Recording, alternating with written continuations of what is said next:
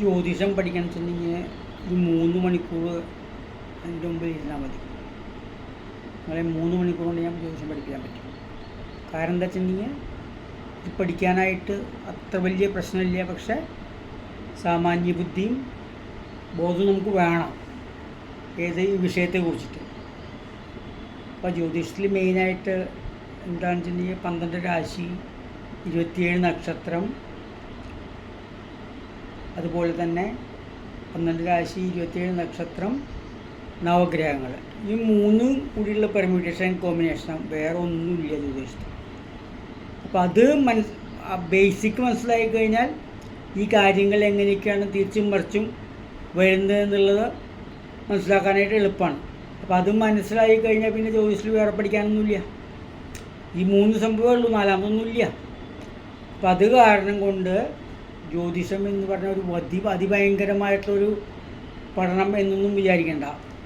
കാരണം സാധാരണ ഈ കാര്യങ്ങൾ സാമാന്യ ബുദ്ധിക്ക്, എല്ലാ മനുഷ്യന്മാരെയും സാമാന്യ ബുദ്ധി അനുസരിച്ചാൽ മനസ്സിലാക്കാവുന്നതാണ്, പഠിക്കാവുന്നതാണ്. അപ്പോൾ ബേസിക്കലി നമുക്ക് ആലോചിക്കാം, നമുക്ക് ഈ ജ്യോതിഷം കാരണം ജ്യോതിഷം എല്ലാ കാലത്തും വരും. കാരണം ഇപ്പം നമ്മൾ കാണുന്ന ജ്യോതിഷം ഇപ്പം ഇന്നലെയും മിഞ്ഞാന്നോ വന്നിട്ടുള്ളതല്ല. ഇതൊരു 100, 200, 300, 500, 1000 കൊല്ലങ്ങൾക്ക് മുമ്പ് വന്നിട്ടുള്ളതാണ്. അപ്പം അന്നേരം അന്നത്തെ പ്രമാണിമാരും അറിവുള്ളവരുമായിട്ടുള്ള ആൾക്കാർ ഗ്രന്ഥങ്ങളിൽ എഴുതി വച്ചിട്ടുള്ളതും അതൊക്കെ തന്നെയാണ് നമ്മളിപ്പോൾ വായിച്ചിട്ട് പഠിക്കണത്. അപ്പോൾ അതിങ്ങനെ ഓരോരോ തലമുറയ്ക്ക് മാറി മാറി കിട്ടിക്കൊണ്ടിരിക്കും. അതിപ്പോൾ ഏത് കാലത്ത് ആരെന്ത് പഠിച്ചു എന്നുള്ളൊരു പ്രശ്നമൊന്നുമില്ല. കാരണം നിയമം സെയിം തന്നെയായിരിക്കും. ഗ്രഹങ്ങൾ അത്രയേ ഉണ്ടാവുള്ളൂ. ഗ്രഹങ്ങൾ എന്നും കൂടാൻ പോകുന്നില്ല. രാശികൾ സെയിം തന്നെ, അതുപോലെ തന്നെ നിയമങ്ങളും സെയിം തന്നെ. അതിപ്പോൾ എല്ലാ കാലത്തും സൂര്യൻ ചിങ്ങൻ രാശിയിൽ ഉച്ചത്തിലാണ്ടായിരിക്കുക. ഏത് കാലത്താണെങ്കിലും. ഞാൻ കഴിഞ്ഞ 300 കൊല്ലത്തെ കാര്യം, സൂര്യൻ തന്നെ ചിങ്ങൻ രാശിയിൽ തന്നെയാണ് ഉച്ചത്തിലുണ്ടാവുക. അത് സൂര്യൻ തുലാരാശിയിൽ നീചത്തിൽ ഉണ്ടാവുക എല്ലാ കാലത്തും. അതുപോലെ തന്നെ എല്ലാ ഗ്രഹങ്ങൾക്കും ഇനിയുണ്ട്. മറ്റേ സൂര്യൻ കഴിഞ്ഞിട്ടുണ്ടെങ്കിൽ നമുക്ക് മേടം രാശി, അതായത് നമുക്ക് ആദ്യമായിട്ടും പഠിക്കേണ്ടത് എത്ര രാശികളുണ്ട്, ആ രാശികളുടെ ബേസിക് നിയമങ്ങളാണ് പഠിക്കേണ്ടത്. അത് നമ്മൾ ശരിക്കും ഒരു പഠന ക്ലാസ്സിൽ ഇത് പഠിക്കുന്ന രീതിയിൽ പഠിച്ചു കഴിഞ്ഞാൽ കാര്യങ്ങൾ മനസ്സിലാക്കാൻ വിഷമം ഉണ്ടാവുക. ആ നേരം ഒരു ഈസി ഗോയിങ് ആയിട്ട് ഉള്ള രീതിയിൽ ഇരിക്കുകയാണെങ്കിൽ കാര്യങ്ങളൊക്കെ എളുപ്പമുണ്ടാവുക. അപ്പോൾ നമുക്ക് ആദ്യമായിട്ട് അറിയേണ്ട കാര്യം എത്ര രാശികളുണ്ടെന്നുള്ളതാണ്. അത് നമുക്ക് എല്ലാവർക്കും അറിയാം. മേടം, മെടവം, മിഥുനം, കർക്കിടകം, ചിങ്ങം, കന്നി, തുലാം, വൃശ്ചികം, ധനു, മകരം, കുംഭം, മീനം എന്ന് പറഞ്ഞാൽ 12 രാശി. ഇതൊരു ബേസിക് കാര്യമാണ്. 12 രാശിയുണ്ട്. അതുപോലെ തന്നെ നവഗ്രഹങ്ങൾ എഗെയിൻ സൂര്യൻ, ചന്ദ്രൻ, ചൊവ്വ, അതുപോലെ തന്നെ ബുധൻ, വ്യാഴം, ശുക്രൻ, വെള്ളീനെ ശുക്രൻ വേണം, ശുക്രൻ, അതുപോലെ തന്നെ ശനി. ഈ 7 ഗ്രഹങ്ങളും നമ്മൾ ഈ ഇതിൽ പറയുന്നത് ശുക്രന് വെള്ളീനെ ശുക്രൻ എന്നാണ് പറയാം. 7 ഗ്രഹങ്ങളും, അതുകൂടാതെ 2 രാഹു, കേതു എന്ന് പറഞ്ഞ 2 തമോ ഗ്രഹങ്ങൾ എന്ന് പറഞ്ഞ, കാരണം ഇവർക്ക് നിലനിൽപ്പില്ല, എക്സിസ്റ്റൻസ് ഇല്ല. അപ്പോൾ അതിൻ്റെ ചില ഗ്രഹങ്ങളിലെ വാലും തലയായിട്ടാണ് നമ്മൾ രാഹു കേതുവിനെ കാണുന്നത്. അപ്പോൾ ഈ 7, 2, 9 ഗ്രഹങ്ങളാണ് മെയിനായിട്ടും നമുക്ക് ജ്യോതിഷത്തിൽ പഠിക്കേണ്ടി വരിക. അപ്പോൾ ഈ 9 ഗ്രഹങ്ങൾ ഞാൻ ആദ്യം പറഞ്ഞില്ലേ, 9 ഗ്രഹങ്ങളും 12 പിന്നെ രാശികൾ 12 പറഞ്ഞു. മറ്റേ 7 രാശി 12 നവഗ്രഹങ്ങൾ ഇങ്ങനെ. ഇതിൻ്റെ പെർമ്യൂട്ടേഷൻ കോമ്പിനേഷൻ എന്ന് പറഞ്ഞല്ലോ. പെർമ്യൂട്ടേഷൻ എന്ന് പറഞ്ഞെങ്കിൽ ഓരോ ഗ്രഹങ്ങളും ഓരോ രാശിയിൽ നിന്നാലത്തെ എന്താ ഫലം ഉണ്ടാവുക, ആ രാശിയിൽ നിൽക്കുമ്പോൾ ആ ഗ്രഹങ്ങൾ എന്താ ചെയ്യുന്നത്, അത് എങ്ങോട്ടാണ് നോക്കുന്നത്, എവിടേക്കാണ് അതിൻ്റെ ദൃഷ്ടി എന്ന് പറഞ്ഞെങ്കിൽ എല്ലാ ഗ്രഹങ്ങൾക്കും ആസ്പെക്റ്റ് ഇംഗ്ലീഷിൽ പറയണത്, അതിൻ്റെ മലയാളം വാക്കാണ് ദൃഷ്ടി. അവർക്ക് അവനവനിരിക്കുന്ന രാശിയിൽ നിന്ന് 7ാം രാശിയിലേക്ക് എല്ലാ ഗ്രഹങ്ങൾക്കും ദൃഷ്ടിയുണ്ട്. എല്ലാ ഗ്രഹങ്ങൾക്കും. അതിപ്പോൾ ഏത് ഗ്രഹമായാലും വേണ്ടില്ല, എവിടെ ഇരുന്നാലും വേണ്ടില്ല, അവരിയ്ക്കുന്ന രാശിയിൽ നിന്ന് 7ാം രാശിയിലേക്ക് ദൃഷ്ടിയുണ്ട്. അത് എല്ലായ്പ്പോഴും ഉണ്ടായിരിക്കും. അതേപോലെ തന്നെ ചില ഗ്രഹങ്ങൾക്ക് 7ാം ഭാവത്തിലേക്ക് മാത്രമല്ലാതെ കണ്ട് അഡീഷണൽ ദൃഷ്ടികളുണ്ടായിരിക്കും. അതായത് ഇപ്പോൾ ഉദാഹരണത്തിന് ഗുരുവിന് 7ാം ഭാവത്തിലേക്ക് ദൃഷ്ടിയുണ്ട്. അതുകൂടാതെ ഇരിക്കുന്ന രാശിയിലേക്ക് 5ാം രാശിയിലേക്ക് ദൃഷ്ടിയുണ്ട്, 9ാം രാശിയിലേക്ക് ദൃഷ്ടിയുണ്ട്. അപ്പോൾ ഈ ഗുരുവിനെ പോലത്തെ ഗ്രഹങ്ങൾ അപ്പോൾ അവിടേക്കൊക്കെ ഓൾവേസ് നോക്കും. ദൃഷ്ടി എന്ന് പറഞ്ഞാൽ നോട്ടാണ്. അപ്പോൾ ആ നോട്ടം കൊണ്ട് ഗുണമുണ്ട് ദോഷമുണ്ട്. അപ്പോൾ അത് നമ്മൾ ഓരോ കാര്യങ്ങൾ കൺസിഡർ ചെയ്യുമ്പോഴും അവിടുന്ന് എന്തെങ്കിലും ദൃഷ്ടി ഉണ്ടായിരുന്നു എന്നൊക്കെ നമുക്കത് കൺസിഡർ ചെയ്യേണ്ടി വരും. കാരണം ദൃഷ്ടിയുള്ള ഗ്രഹമാണോ. അപ്പോൾ ഈ ദൃഷ്ടി ഉണ്ടാകുമ്പോൾ പലപ്പോഴും എന്താ സംഭവിക്കുന്നത്, ഈ ദൃഷ്ടി ഉണ്ടെങ്കിൽ പലപ്പോഴും ദോഷമില്ലാതെയാവും, അതുപോലെ തന്നെ ഗുണമായി മാറും. അപ്പോൾ അത് കാരണം കൊണ്ട് അത് നമ്മൾ പ്രത്യേകം ശ്രദ്ധിക്കണം.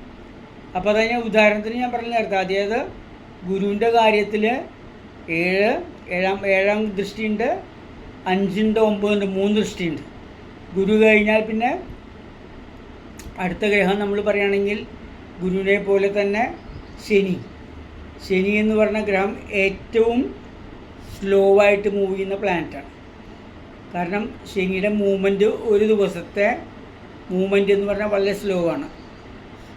ഈ വ്യാഴം എന്ന് പറഞ്ഞാൽ വ്യാഴത്തിൻ്റെ മൂവ്മെൻറ്റ് ഒരു ദിവസത്തെ 1 ഡിഗ്രിയാണ്. അതായത് ഒരു വ്യാഴം ഒരു രാശിയിൽ നിന്ന് മാറിയിട്ട് അടുത്ത രാശിയിലേക്ക് പോവുക എന്ന് പറഞ്ഞാൽ അത് 30 ദിവസത്തെയാണ് മൂവ്മെൻറ്റ്. അതായത് മറ്റേ ഗ്രഹങ്ങൾ അങ്ങനെയല്ല. അപ്പോൾ ഓരോ ഗ്രഹങ്ങളുടെ മൂവ്മെൻറ്റ് അത് നമുക്ക് മനസ്സിലാക്കിക്കൊണ്ടിരിക്കണം. കാരണം ഇത് ഞാൻ ഒരു ഓർഡറിലല്ല പറയണമെങ്കിൽ കൂടി ഇതൊക്കെ നമ്മൾ ബേസിക്കായിട്ട് മനസ്സിലാക്കേണ്ട കാര്യമാണ്. ഈ ഓരോ ഗ്രഹങ്ങളുടെ മൂവ്മെൻറ്റും അതിൻ്റെ രാശിയുടെ ഡിഗ്രികൾ എത്രയാണ് മൂവ് ചെയ്യും. അതുപോലെ തന്നെ ഗുരു കഴിഞ്ഞാൽ ശനി കഴിഞ്ഞു, ഗുരു കഴിഞ്ഞു, പിന്നെ ശുക്രൻ, അത് കഴിഞ്ഞാൽ പിന്നെ സൂര്യൻ, ചന്ദ്രൻ, അങ്ങനെ ഓരോരോ ഗ്രഹങ്ങളുടെയും മൂവ്മെൻ്റ് ഉണ്ട്. അപ്പോൾ ആ മൂവ്മെൻറ്റ്സൊക്കെ നമ്മൾ ഈ ജ്യോതിഷത്തിൽ അറിഞ്ഞിരിക്കണം. കാരണം ഒരു ദിവസം ഒരു ഗ്രഹം എത്ര കണ്ട് മൂവ് ചെയ്യും എന്നുള്ള കാര്യം നമുക്ക് അത്യാവശ്യമാണ് അറിയേണ്ടത്. അതറിഞ്ഞാൽ നമുക്ക് ഇതൊക്കെ എപ്പോഴാവശ്യം വരുന്നറിയാം. നമുക്ക് സാധാരണ എന്താ വെച്ചിട്ടുണ്ടെങ്കിൽ ഒരാളും ജനിക്കുന്നത് ഒരു പ്രത്യേക സമയത്തായിരിക്കില്ല. എല്ലാവരും എപ്പോഴൊക്കെ എവിടെയൊക്കെ ജനിക്കാം. അപ്പോൾ അത് ജനിച്ചതനുസരിച്ചാണ് അവരുടെ ഹോറോസ്കോപ്പ് ഉണ്ടാവുന്നത്. അതിപ്പോൾ ഇവിടെ കേരളത്തിലോ ദില്ലിയിലോ അമേരിക്കയിലോ എവിടെ വേണേ ആവാം.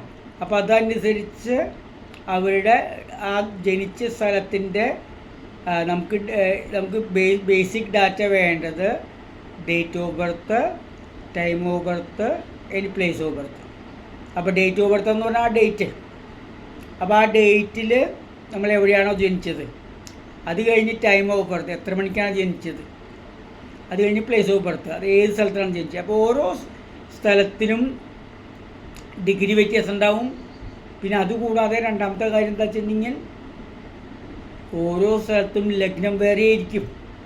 ഇപ്പോൾ ഇവിടുത്തെ ലഗ്നം, ഇപ്പോൾ ദില്ലിയിലത്തെ ലഗ്നം അല്ല കേരളത്തിലെ ലഗ്നം, ഇപ്പോൾ തൃശ്ശൂരത്തെ ലഗ്നം വേറെ ആയിരിക്കും. അതുപോലെ ഓരോ സ്ഥലങ്ങളനുസരിച്ച് ലഗ്നം മാറിക്കൊണ്ടിരിക്കും. അപ്പോൾ ഇതൊക്കെ അറിഞ്ഞിരിക്കണം എന്ന് പറഞ്ഞാൽ ഇതൊക്കെ മൊത്തമായിട്ടും കാണാൻ പാടില്ല. പക്ഷേ അതൊക്കെ ടേബിളുണ്ട്. അപ്പോൾ ആ നേരത്തെ ടേബിളിൽ നോക്കിയാൽ മതി. അപ്പോൾ ടേബിൾ അനുസരിച്ച് നമുക്ക് എടുക്കാൻ പറ്റും. അപ്പോൾ ഈ കാര്യങ്ങൾ പക്ഷേ എങ്കിലും ബേസിക് ദിമാഗിൽ ഇതൊക്കെ നമുക്ക് അറിഞ്ഞിരിക്കണം എന്ന് പറഞ്ഞാൽ മോട്ടേ ലെവലിൽ. അപ്പോൾ ഇത് ആ നേരത്തെ ഓരോ ടേബിൾ ഉണ്ടെങ്കിൽ അതനുസരിച്ച് നോക്കിയാൽ മതി ആ ഡിഗ്രി പറയാനായിട്ട്. അപ്പോൾ ഇതൊക്കെയാണ് ബേസിക്കായിട്ടുള്ള കുറേ കൂടിയും കാര്യങ്ങളുള്ള നോളജ്. അപ്പോൾ ഇനിയും കുറച്ചുകൂടിയും ബേസിക് പറഞ്ഞുതരാം.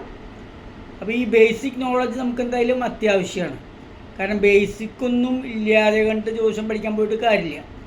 അപ്പോൾ ഇതിന് വേണ്ടിയിട്ട് നമുക്ക് ഏതെങ്കിലും ഒരു ജ്യോതിഷം അറിയുന്ന ഒരാളെ സമീപിച്ച് കഴിഞ്ഞാൽ അവർ നമ്മളോട് പറഞ്ഞു തരും ഇതൊക്കെയാണ് ജ്യോതിഷത്തിൽ മെയിൻ കാര്യങ്ങൾ.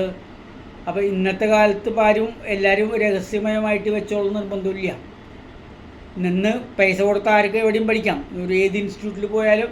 പക്ഷേ അവിടേക്ക് എന്താ വെച്ചിട്ടുണ്ടെങ്കിൽ ഒരു ഫോർമലാകുമ്പോൾ എന്താ വെച്ചിട്ടുണ്ടെങ്കിൽ നമുക്ക് കാര്യങ്ങൾ വ്യക്തമായി ക്ലിയർ ആയിക്കോളും നിർബന്ധമില്ല. ഇൻഫോർമൽ ലെവലിലാകുമ്പോഴാണ് കാര്യങ്ങൾ കുറേ കൂടി വ്യക്തമാവുക. അത് കാരണം കൊണ്ട് നമ്മൾ എല്ലാ കാര്യങ്ങളും ഫോർമലായി പഠിച്ചോളും നിർബന്ധമില്ല. അപ്പോൾ അതാണ് ഈ ക്ലാസ്. Okay, thank you.